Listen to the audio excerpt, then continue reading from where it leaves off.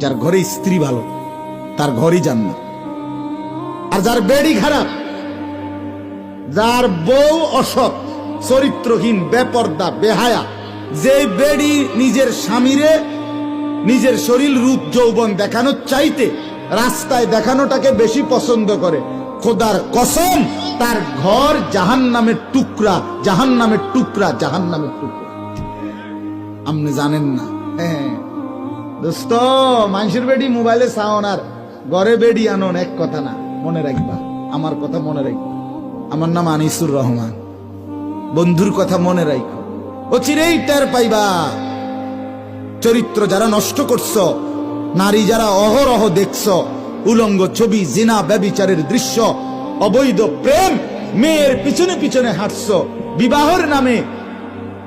বিবাহের নামে স্থায়ীভাবে যাকে গ্রহণ করবা দেখবা সে খবিস। কোরআনে স্পষ্ট আছে, আছে কিনা? খবিস, আল খবিসাতু লিল খবিসিন। আল্লাহ বলছে আমি বরাদ্দ দিলাম খবিসের জন্য খবিস।